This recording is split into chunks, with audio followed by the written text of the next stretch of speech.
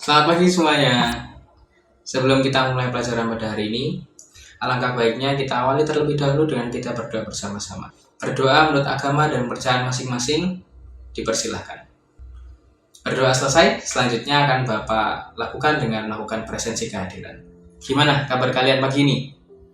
Puji Tuhan sehat semua ya. Berarti kita semua siap menerima materi pembelajaran pada hari ini.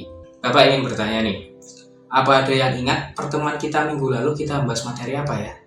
Waduh, nggak boleh lupa loh ya. Coba sekarang ini Bapak refresh ingatan kalian. Siapa yang pagi ini berangkat ke sekolah naik kendaraan umum? Oke, kendaraan umum atau bus pada perusahaan transportasi itu tergolong ke dalam aset apa ya? Wih, betul semua ya. Jadi kendaraan umum dan bus itu termasuk ke dalam aset tetap dalam sebuah perusahaan. Kira-kira nih, gimana ya perhitungan harga perolehan dan pencatatan jurnalnya? Nah, melanjutkan dari materi kita minggu lalu, pertemuan kali ini kita akan membahas mengenai topik menerapkan aset tetap. Kita akan mempelajari bagaimana cara memperoleh aset tetap, perhitungan harga perolehan aset tetap, hingga berpraktik bagaimana pencatatan perolehan aset tetap ke dalam jurnalnya. Oh ya, sebelum lanjut, Bapak minta kalian nanti untuk membuat 5 kelompok kecil ya dalam satu kelas ini. Karena nanti kita akan ada tugas diskusi secara berkelompok untuk memecahkan sebuah kasus penentuan perhitungan hingga pencatatan harga perolehan aset tetap. Minta tolong untuk ketua kelasnya mengkoordinir ya. Oke, sudah Bapak sampaikan di awal ya. Jadi pertemuan kita hari ini kita akan membahas mengenai penentuan perhitungan harga perolehan aset tetap hingga pencatatan jurnalnya. Nah, sekarang Bapak pengen tahu nih, apa sih pengertian dari harga perolehan aset tetap menurut kalian? Oke, silahkan Fabian menjawab. Oke, jadi menurut Fabian, harga perolehan aset tetap itu adalah harga beli aset tetap tersebut yang digunakan perusahaan untuk dapat menghasilkan kembali pendapatan. Lalu bagaimana loh jika barang itu dikenai biaya tambahan seperti pajak pembelian dan biaya impor? Apakah itu juga termasuk ke dalam harga perolehan aset tetap?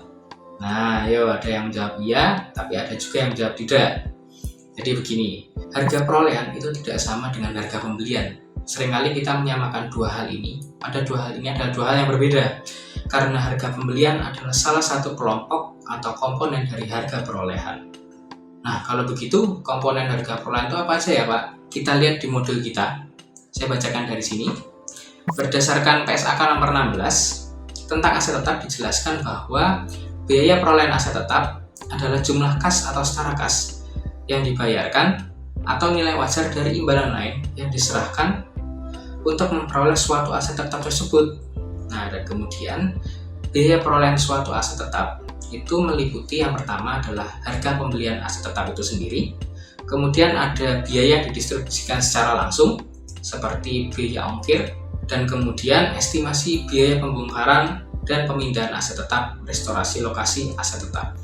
Nah, PSAK juga menentukan bahwa pengakuan biaya dalam jumlah tercatat aset tetap dihentikan ketika aset tetap tersebut berada dalam lokasi dan kondisi yang diperlukan hingga aset tersebut siap digunakan. Jadi oleh karenanya biaya pemakaian dan pengembangan aset tetap sudah tidak termasuk ke dalam komponen harga perolehan.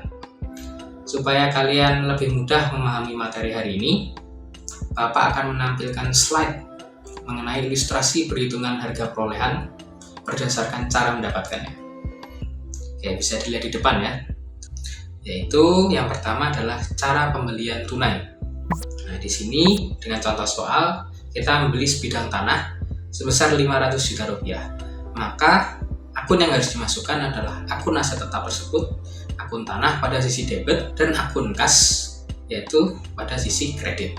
Kemudian selanjutnya untuk pembelian secara kredit atau angsuran, kita masukkan akun mesin atau akun aset tetap tersebut pada sisi debit, kemudian akun hutang pada sisi kredit. Nah, lalu kemudian bagaimana jurnalnya untuk saat kita melakukan angsuran? Yaitu caranya kita masukkan akun hutang pada sisi debit karena kita mengurangi hutang, lalu kemudian biaya bunga, dan kemudian ada kas yang kita masukkan ke sisi kredit. Kemudian ada cara lain juga yaitu diperoleh dari hasil hibah. Nah, semisal pada contoh soal ini kita mendapatkan hibah kendaraan. Nah, caranya kita masukkan akun aset tetap tersebut yaitu akun kendaraan pada sisi debit, kemudian akun modal sumbangan pada sisi kredit karena kita memperoleh dari hasil hibah. Oke, sampai di sini. Apakah ada yang ditanyakan? Oke, jika belum ada, selanjutnya Bapak akan memberikan latihan soal individu yang harus kalian selesaikan dalam waktu 10 menit. Setelah itu, kalian bisa bergabung dengan kelompok kalian masing-masing untuk segera mengerjakan tugas diskusi kelompok. Dan nanti Bapak akan memilih 2 kelompok secara acak untuk maju ke depan dan memaparkan hasil diskusinya.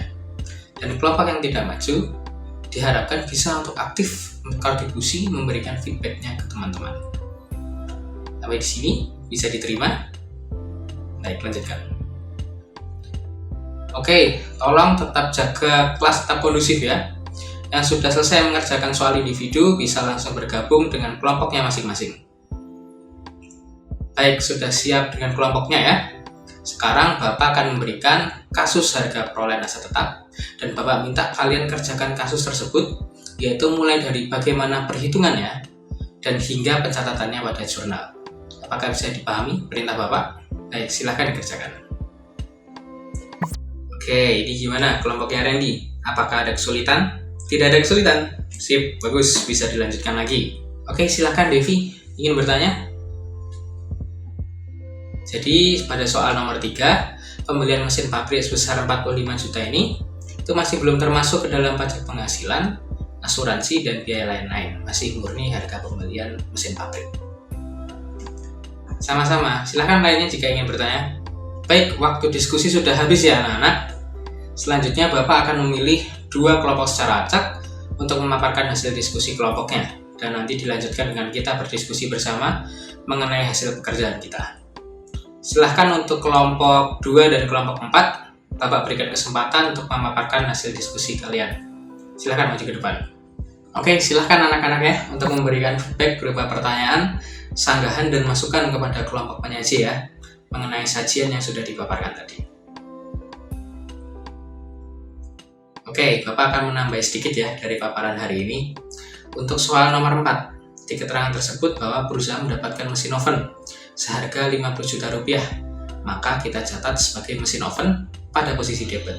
Dan kemudian untuk biaya pengiriman, karena perusahaan yang menanggung, maka kita catat 1.500.000 rupiah sebagai biaya pengiriman pada posisi debit.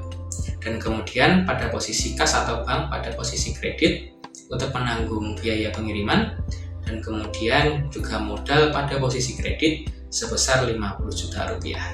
Sekarang sebelum kita akhiri pertemuan hari ini, kita coba review singkat yuk mengenai materi hari ini. Jadi harga atau biaya perolehan aset tetap itu adalah biaya yang timbul dan perlu kita keluarkan dalam mendapatkan sebuah aset tetap. Namun setelah aset tetap itu sudah siap digunakan untuk kegiatan operasional, maka biaya pemakaian dan pengembangan aset tetap itu sudah tidak dimasukkan ke dalam aset tetap tersebut atau nilai tercatat aset tetap tersebut. Dengan kata lain, sudah tidak lagi komponen harga perolehan. Kemudian, untuk metode dan cara perolehan aset tetap itu ada pembelian tunai, pembelian kredit, pertukaran aset lain, dan juga hibah. Sampai di sini, apakah ada yang ingin ditanyakan terlebih dahulu sebelum kita akhiri pelajaran hari ini? Oke, jika tidak ada, maka pelajaran hari ini bisa kita akhiri dan Bapak minta untuk hasil diskusi dikumpulkan ke meja Bapak ya oleh ketua kelas nanti. Bisa dikoordinasi ketua kelas. Dan juga jangan lupa untuk mempelajari dan mempersiapkan materi pembelajaran selanjutnya. Kita akhiri dulu dengan berdoa. Silahkan untuk Renata bisa tolong dipimpin teman-temannya berdoa ya. Baik, terima kasih anak-anak. Sampai jumpa lagi minggu depan. Selamat siang.